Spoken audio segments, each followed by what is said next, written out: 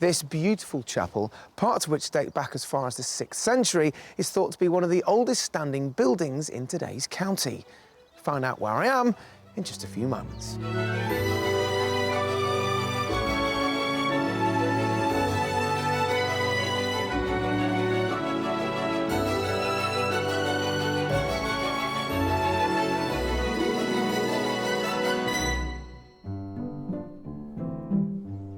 On today's show, we're helping a couple of childhood sweethearts relive their youth in a countryside setting.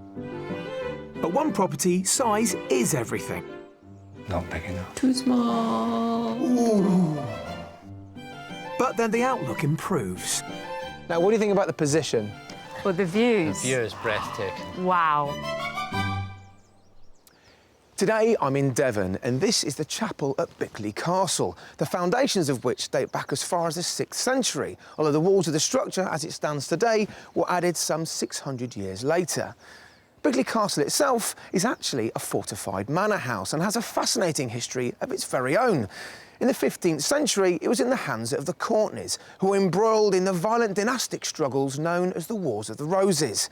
But, gladly, the castle is known less for war these days and more for love, as you can get married here. But as you're about to see, this is one of many gems you'll find across this beautiful county. The 4th largest county in England, Devon is bounded by the English Channel in the south and the Bristol Channel in the north. It's a landscape of rolling hills with a rugged upland area of Dartmoor dominating the southern half. Devon is a farming county with a mild climate and is a popular tourist destination. But it wasn't always so accessible. It was the arrival of the railway that led to the growth in its seaside towns. Brunel's line reached Exeter in 1844, and by the turn of the 20th century, coastal settlements like Ilfracombe had blossomed into sizable holiday centres. Before tourism, the wool and tin industries drove the economy between the 12th and 18th centuries. And during the Elizabethan era, the county became closely associated with England's maritime successes, thanks to explorers such as Sir Walter Raleigh and Sir Francis Drake, whose ships set sail from Plymouth to the New World.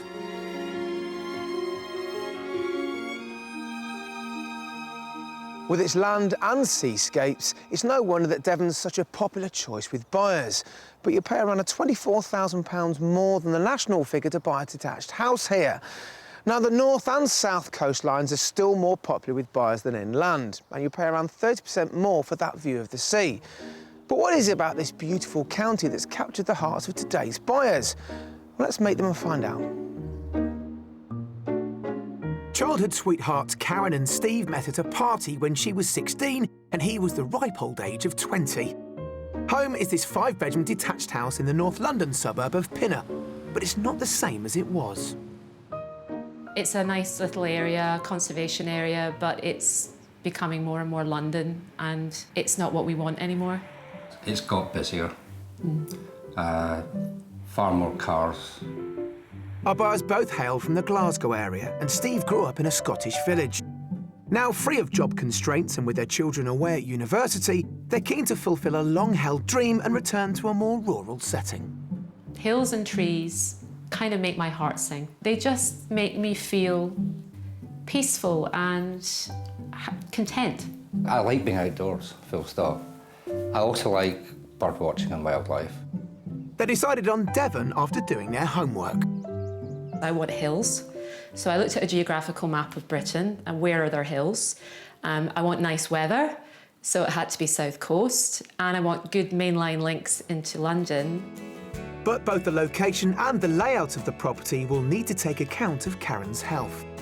I was diagnosed with multiple sclerosis in 1998. Unfortunately, in 2010, I had a very bad year, and it's meant that kind of reality has hit home and that we have to be very careful in what we look for in a new house. It's very important that we're in the catchment area for a good neurologist and good MS care team.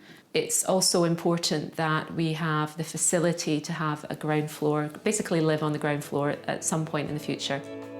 Karen, whose passions include ballet, currently volunteers for a charity providing wheelchairs to people with limited mobility. She hopes to continue working in the community when they move to Devon. Steve, on the other hand, will be looking to the stars. I love astronomy. I'm an armchair astronomer, more than a sit out all night with a telescope astronomer. You've got a big telescope. Yeah. But at least Devon will give Steve more opportunity to use it. In suburbia, the skies are poor. And villages in Devon don't have streetlights, and and there's just no light pollution at night.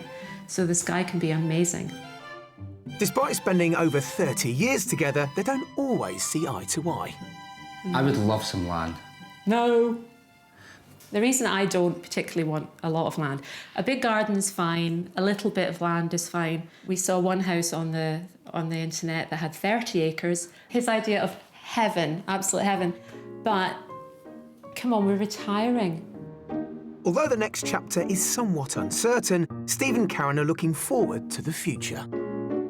I would describe Karen as courageous. Since being diagnosed, she's got an intermediate grade ballet, second dan in Taekwondo, a degree in psychology and a PhD. She has not let it stand in her way. Wonderful mother, very understanding wife, and yeah, she's wonderful. Karen wants to be close to either Exeter or Barnstaple, where there are hospitals with MS specialists. So we're concentrating our search in the northeast of the county. We're meeting in Devon to run over the finer details of their proposed relocation. So welcome both of you to Devon. Thank you. Beautiful Devon. You've recently retired, like very, very recently. Yes. Is this the big change? Is this right? Let's do something that we both want to do for ourselves. It's kind of like the change I've always waited for. London was just a means to an end. Right. And no job, no London. Let's talk about the real wants, the likes and dislikes. How big does this house have to be? It has to have at least 3 bedrooms, I would say, and at least 3 reception rooms. Okay. Big kitchen, and I would like a big utility room, having lived without one for a long time. I really want a utility room. And however, we're not so fixed on what the house needs to look like and be, because we can change that. We can't change the location, we can't change the views, and we're perfectly happy to extend or convert or do what we need to make it the perfect house. Okay. We've done quite a lot of looking online. Which leads me on to my next point. Yeah. I have with me Uh-oh. a list. Is this our likes and dislikes? This list is of no less than 18 properties that you've viewed, Yes. right? Let me just run through a few of them. Too big, too small, great house, wrong location, town location, too remote, poor broadband. I mean, it's... We don't ask for much, do we? This is fine. Have you seen anything that you have liked out of 18 houses? Yes, Right. we have. So, lastly, how much money are you looking to spend for this big move of yours? The budget that we've been working on is £900,000. However, we would be prepared to go above that budget if the house was really perfect. OK, so if your budget could push, maybe that would take care of any extra work that needs to take place to the property. I mean, you've looked at a lot of property before, and sometimes you need another pair of eyes to help you decide what you're really after. Yeah. Yeah. Tell me, throughout this process, what you really like and what you don't like. Okay. Okay. Happy? Absolutely. Let's go. Armed with a very generous budget of £900,000, Steve and Karen are seeking a property with 3 reception rooms and at least 3 bedrooms. Karen is after a large modern kitchen with a utility room and the option to live on the ground floor should her condition make stairs difficult in the future. Steve's hoping for some land, and they're both up for making alterations to suit Karen's needs. We've lined up 3 delightful Devonian properties to tempt Steve and Karen, and I'll be revealing the price at the end of each tour. Our final offering, the Mystery House, will require some lateral thinking. What do your family think about this? Sons and daughters? Neither of them are particularly keen, but they appreciate that it's time that we did something for us. And now they're independent.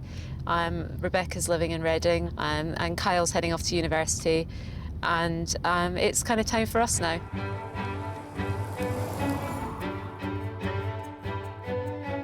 Our first property is found to the north of the county in the village of Landkey, 3 miles from Barnstaple.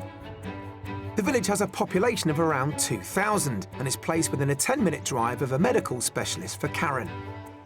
The village hall plays host to a number of community events, including an arts group, something Karen has also expressed an interest in joining. House number 1 is tucked away in the outskirts of the village next to the parish church. It's one of the oldest buildings in the area and is accessed by an impressive gravel driveway. So let's pause a moment and take it all in. What do you think, first impressions? Gorgeous. It's beautiful, absolutely beautiful. You could have just painted it really this morning, couldn't you? It's just, it's beautiful. Good first impression. Yeah. So do you like it? Yeah, then? just a wee bit.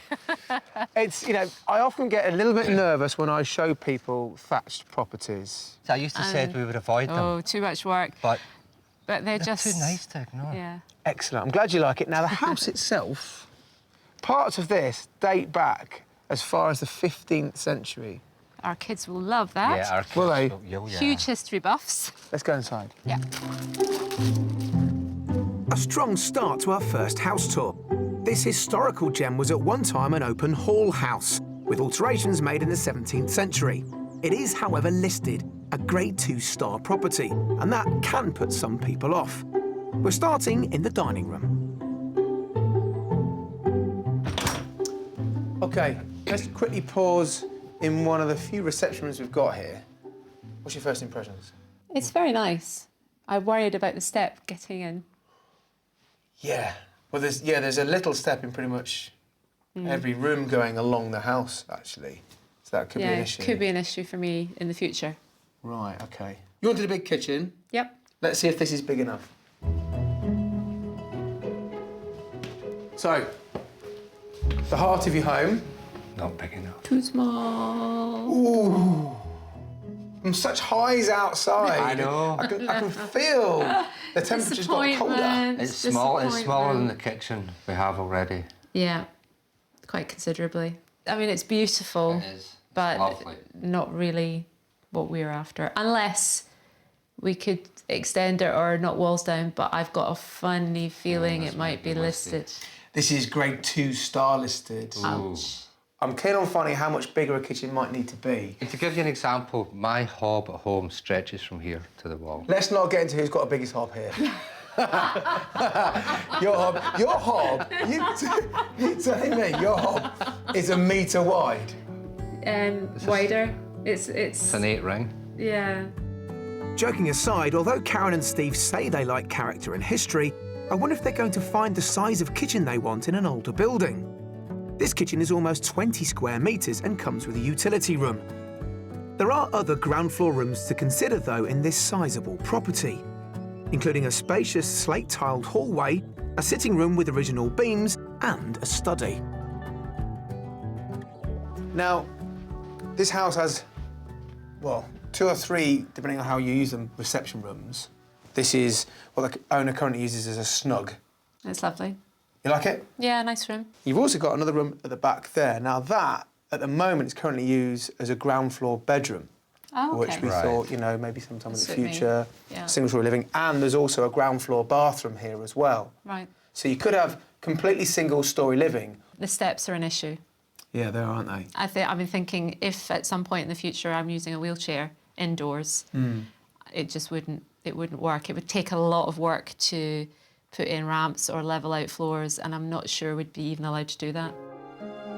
It was always going to be a gamble taking Steve and Karen to a listed building, but this house has been renovated in recent years despite being Grade 2 star, showing it is possible to make alterations with the proper consent. But I'm not convinced Steve and Karen like the house enough to consider it.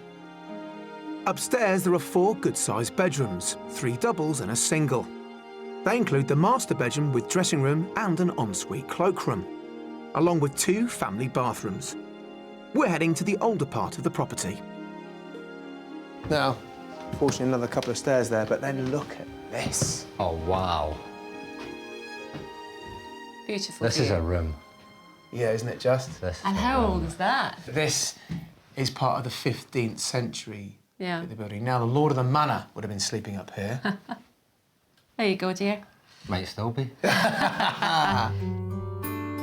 I fear it's all a bit academic, but I still want Steve and Karen to see the outside options. The gardens are comprised of a generous front lawn and a paved terrace. And to the rear, there's a triple garage together with a vegetable patch. To the side of the house, there's also a self-contained single-storey annex, which features a living room with kitchenette, 2 bedrooms and a bathroom. A good space to accommodate their children during university holidays. What do you think of the annex, on reflection? Wonderful. Yeah? Yeah, that'd be my den. Yeah, I think rather than put our son in there, I'd put my husband in there. With locks on the outside? Yeah, okay. Perfect. How much do you think this place is on the market for? I'd guess about $785. Ooh, I was going to say 795. This place is on the market for offers around £700,000. Oh, okay. So it's a bit of a shame, but clearly this isn't suitable for you guys. Yep. Not too downhearted? No, good A start. bit disappointed after the initial view, Well, that's true. Yeah. to be honest. But onwards and upwards. So why don't you get back into the house, have a look at the other areas of the property you haven't yet seen, and I'll meet you, well, whenever you're finished. OK. All right? Thank you. Enjoy it. Thanks. Thanks. I'll be out the front in the sun. Under budget by £200,000, on paper, this beautiful listed period manor house gives Steve and Karen everything they asked for. 3 reception rooms, more than 3 bedrooms, and the option of ground floor living for Karen. I think the house is lovely. The beams are beautiful, the original beams. The domed ceiling in the upper bedroom is wonderful. I mean, I've never seen a feature like that anywhere. Unfortunately and ultimately, it's not for us. The floors, the uneven floors are a bit of a problem. I really like the thick walls and the thatched roof. Whether we can find one that also meets the sort of desire to have a more contemporary finish inside and bigger rooms, the two things don't necessarily go together, and that's, I think, what we want. So, how'd you enjoy looking around the house? Fabulous. Yeah, lovely house. Beautiful home, but ultimately, practically not really for you. Not Not for for us. us. OK, well, I've learned quite a lot. Let's go to the next place. Okay.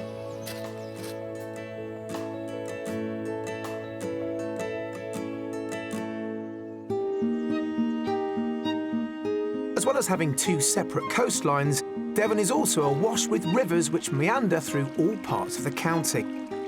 Those, such as the Torridge and the Dart, are home to a rich variety of wildlife, including the European otter. In the 1970s, the native otter population was almost wiped out due to water contamination from pesticides used in farming.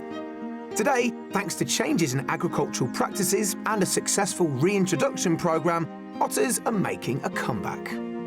But they still need the occasional helping human hand. Steve is passionate about wildlife, so we sent him and Karen to an otter sanctuary and butterfly farm in Buckfastleigh. They're meeting wildlife enthusiast David Field.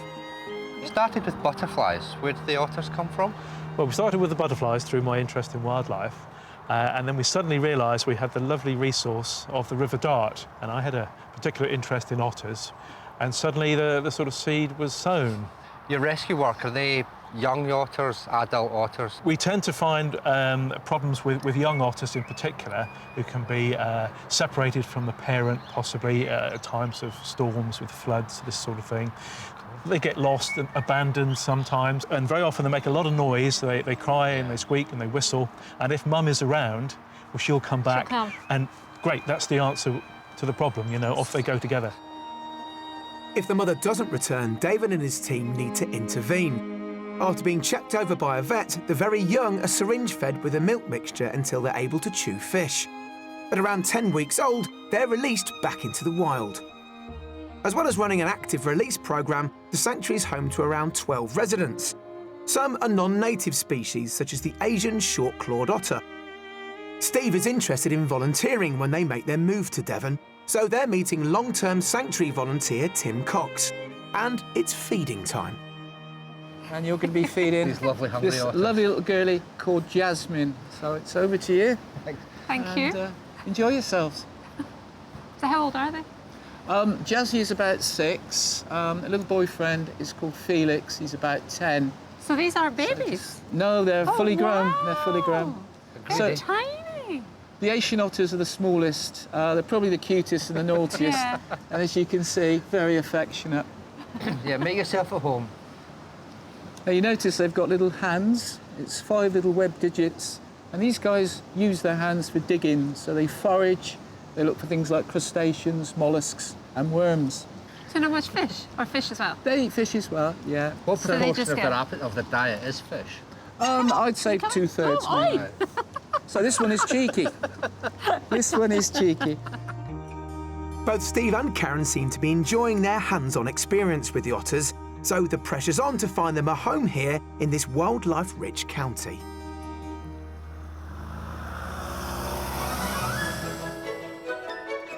For our second offering, we're heading 8 miles northeast to the large village of Bratton Fleming.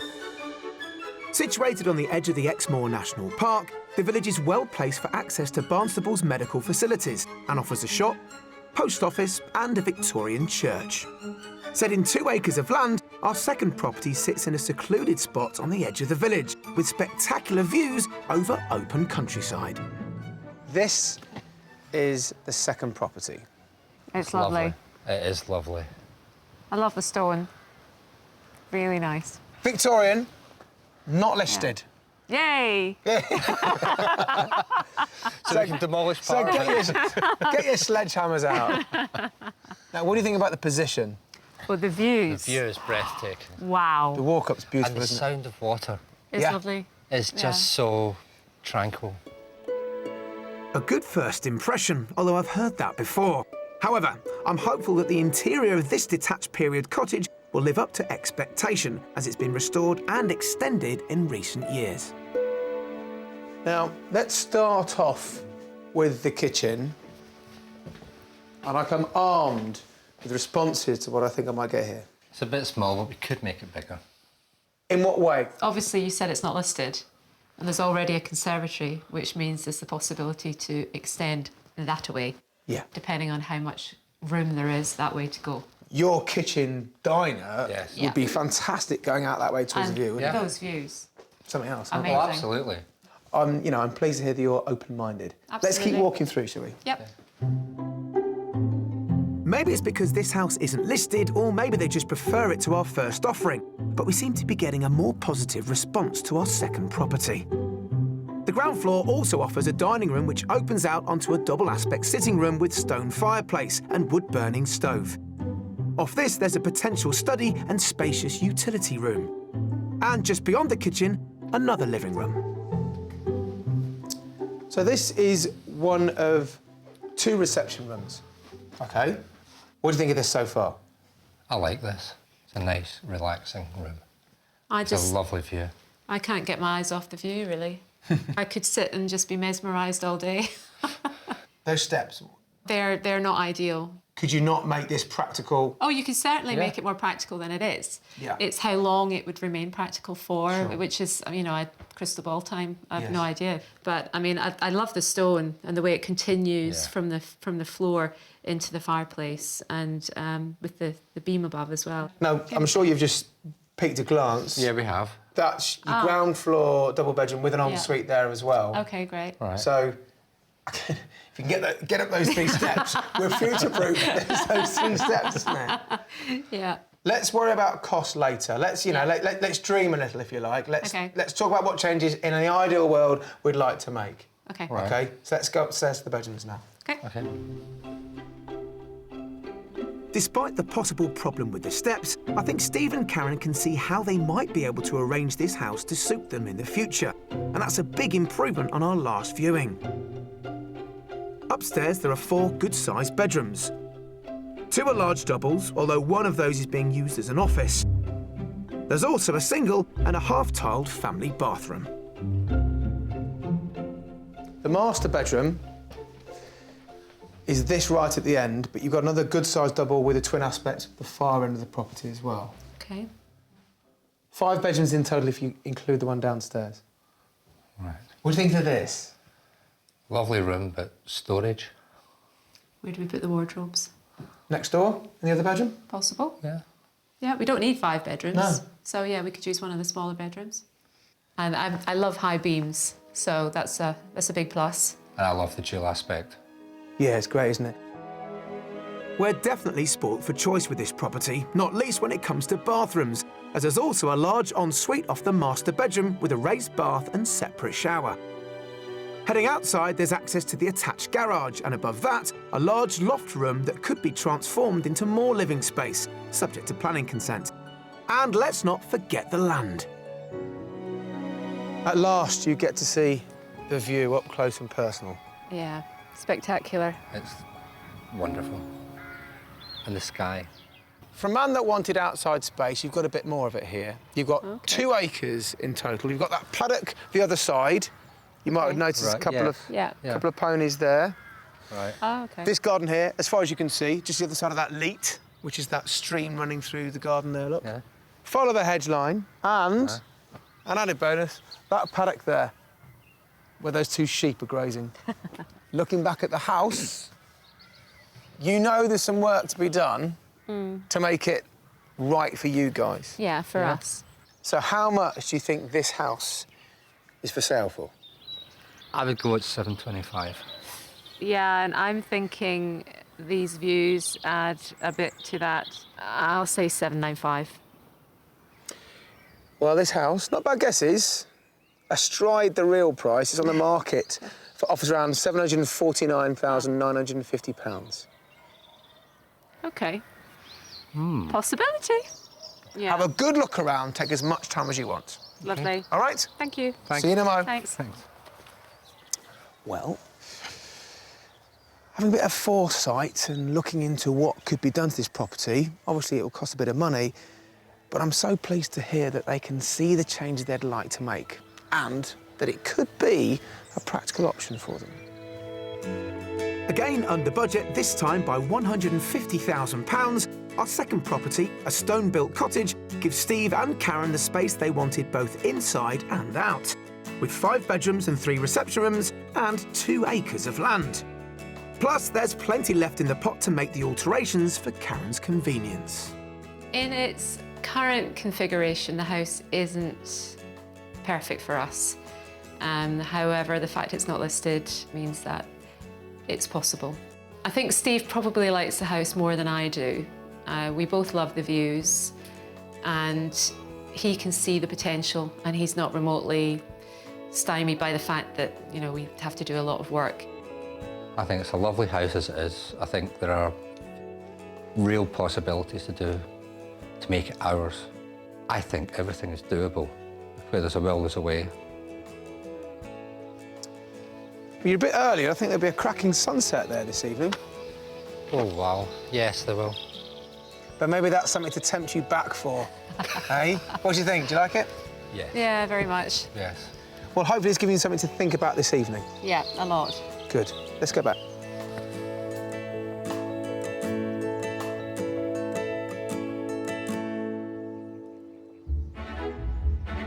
It's the second day of our property search in Devon, and on a generous budget of £900,000, we're helping lifelong country lovers Steve and Karen from North London escape the suburban sprawl. Coming up, Steve thinks big. Where would you like your land to go to? Somerset? Well, And I weave my way around an historic wool mill that was saved by the local community.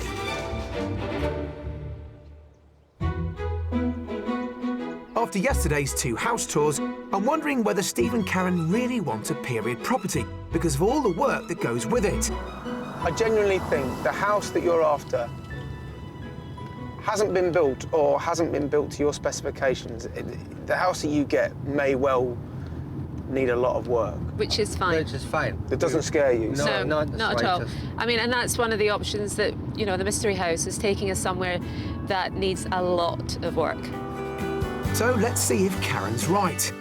For our mystery house, we're heading south, deeper into Devon and to the small village of Down St Mary. Conveniently placed between Exeter and Barnstaple for Karen's medical care, it boasts a pretty village green and a 19th century church. Nearby Copplestone is larger and has all the amenities you'd expect from a decent-sized settlement. The mystery house itself sits in a beautiful river valley, half a mile from Down St Mary. With this house, we're giving Steve and Karen a lot of what they dreamt of, but it will require big alterations to make it right. It's also Grade 2 listed, and after our first house tour, I'm concerned this property might also be a step too far. First things first, you like thatched houses, correct? Yes. Yes. What do we think of this one? It's not as impressive as the first house, but I'm really intrigued because there's more over there that looks very interesting. Well, what we're looking at is a building with parts of which date back to the 16th century. There are more modern additions scattered around the land. I mean, Yeah. There's a lot to this. there's so much to this. I can't wait. Yeah, it's very intriguing. I can't wait to see. I don't think we've got enough time to see it all. There's so much here. Let's have a look. Okay. The former mill house was later improved in the 17th century and retains many original features. And as I've already hinted, the house isn't the only building on the sizable plot. Very grand entrance hall. Wow. Follow me. That's beautiful. This is your dedicated living room. Very nice. Very nice. Very cosy. Yeah. So remember the fireplace you saw as you walked in, the back of it, old bread yeah, oven. I just spotted that. Nice feature. This, we can deal with that. Yeah. Yeah. The floor is, I can feel it sloping, so we'd have to do something with the floor. But I can't imagine that's not as dramatic as the first house. It's Re-screen doable. it. Yeah. Yeah. But as first impressions go, The beam's nice, it's cosy. I think the changes to make this house work for you will start from the kitchen onwards. Okay. All right? Okay. Just mind your step on the way back up. Being a listed building, Steve and Karen will need consent to make any alterations. But they seem to be open to the idea in principle. Now, the kitchen as it is, I think, is lovely. But we know your need for space. Yes. It'll need to grow a wee bit. It's really nice, though. I can imagine sitting at the table while somebody's pottering around with cooking. That sounds like a lovely morning, doesn't Yeah, it? it does, doesn't it? But yeah, it is a bit on the dinky side for us, but it's a really nice kitchen. Dinky it may be, but this isn't the only kitchen in this house. And I have an idea up my sleeve which will give our buyers the huge open-plan cooking and eating area thereafter. But it will mean installing at least one stair lift. So there's the issue. Yeah. Now, once you've walked through that summer kitchen, if you like, you come to this wonderful sunroom. It's a very Lovely. nice room. You've got a ground floor bedroom with an ensuite next door to it.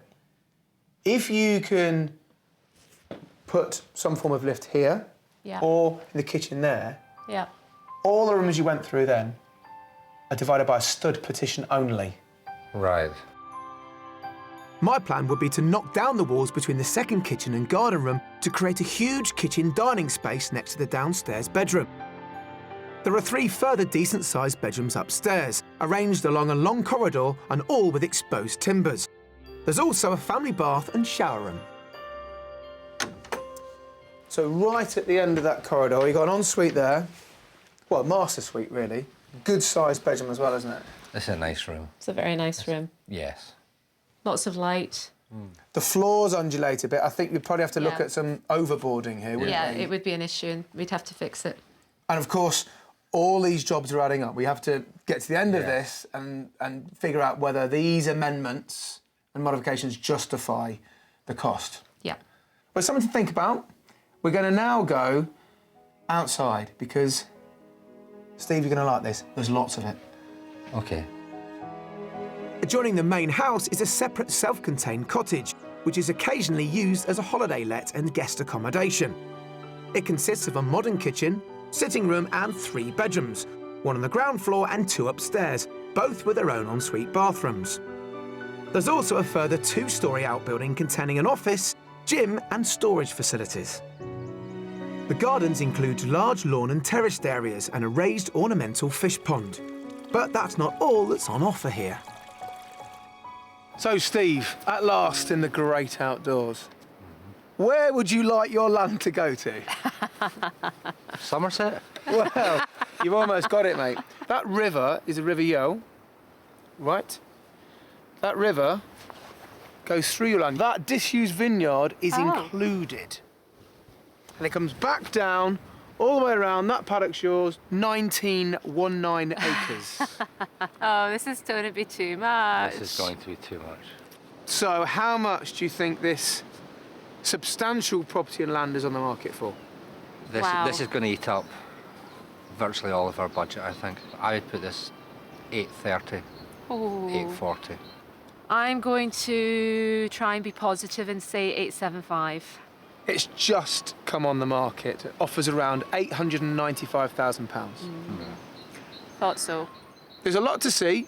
I will meet you. Well, I'll probably end up coming to find you, I'd imagine. It's a big I'll be property over to there. find us, and I'll be over there.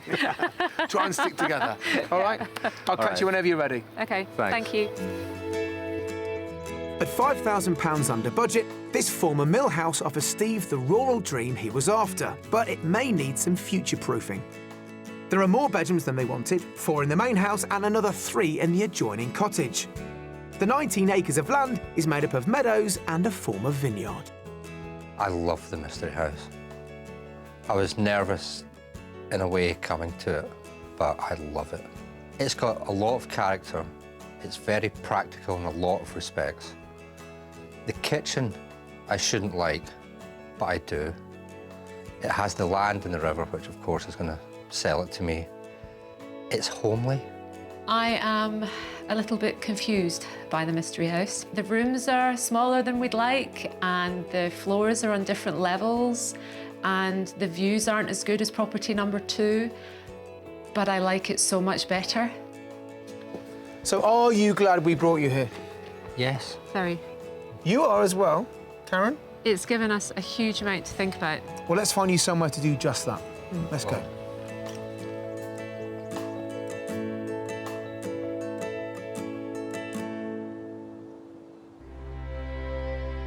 Sitting in the heart of the Devon countryside on the banks of the River Colne is the village of Uffcombe. From the 16th century, the village became a favoured location for the wool industry in Devon, thanks to a plentiful supply of running water to drive the mills and its proximity to sheep grazing land. The industry reached its height in the 18th century when this mill was built and the wool was sold internationally.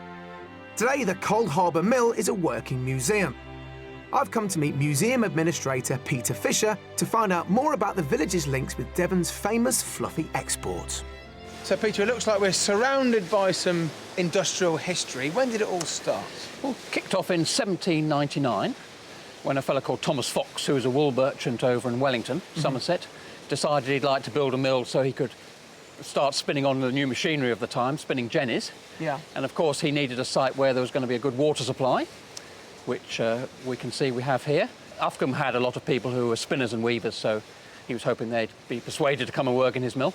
And so how far and wide would this wool have travelled? Once, you know, once you're creating the cloths here and what have you, where would this have been, what, shipped abroad? Yes, it's amazingly, a lot of it was going abroad, even in the very early days, thanks to the East India Company. The Industrial Revolution, I mean, it was so fast-paced. I imagine this water mill, did it become obsolete fairly soon? I mean, how did that change? Well, they carried on with that sort of early process till the 1860s, but by 1865, most of the weaving was being done on machines as well, and that meant that the mill had to change to a different sort of spinning. They needed much more power, so they had to introduce a steam engines as well. For nearly 200 years, the family-owned mill ran successfully. But after the Second World War, it became hard for the mill to compete with cheaper imports. It finally closed in 1981, but a local community trust raised some money to buy Coldharbour Mill from the Fox family. Since reopening, the mill has continued to produce high-quality knitting yarn on its historic machinery, which charts the progress of innovation during the Industrial Revolution. From power sources, including this 1867 beam engine, to spinning machines such as a spinning jenny from 1907 and this Hattersley loom, which is creating the Devon tartan. The green colour represents the countryside, and the blue, the Countess' 2 coastlines. So I kind of get the picture. What I'm noting as well, you're making a tartan. This is Devon. That's right.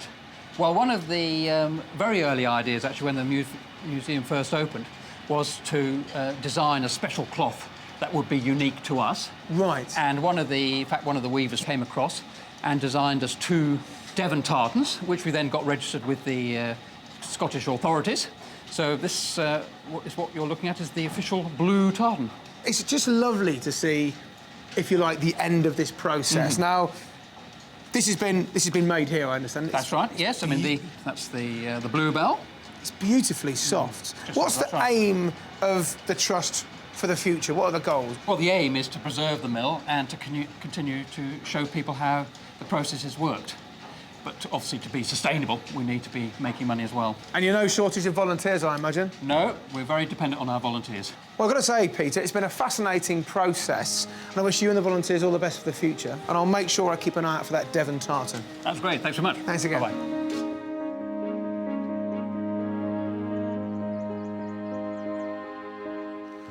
I wonder if property number 2 is still in the running now Steve and Karen have both seen the Mystery House. Maybe it's a toss-up between stunning land and stunning views. Let's find out.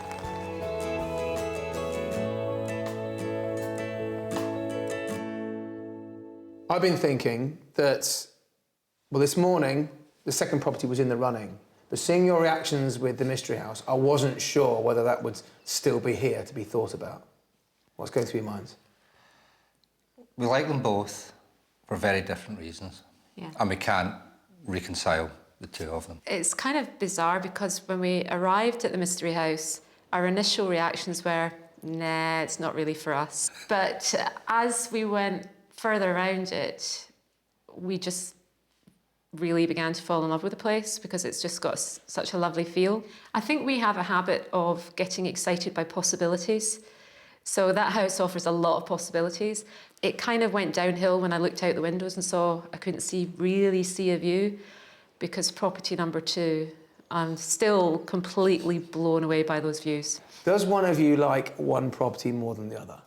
I don't know if I even like one property more than the other. That surprises me. I love the land with the Mystery House.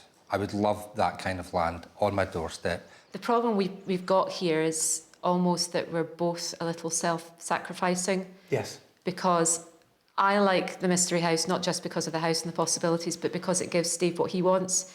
And Steve likes the property number 2 because it gives me what I want.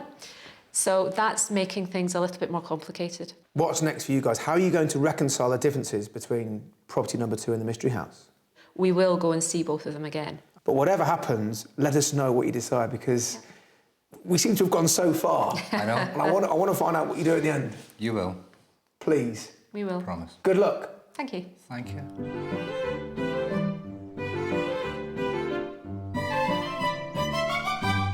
I must say, when I first met Steve and Karen and they told me how they wanted such different things from my house, I wasn't surprised that they'd been to, 18 properties before and discounted each and every one of them.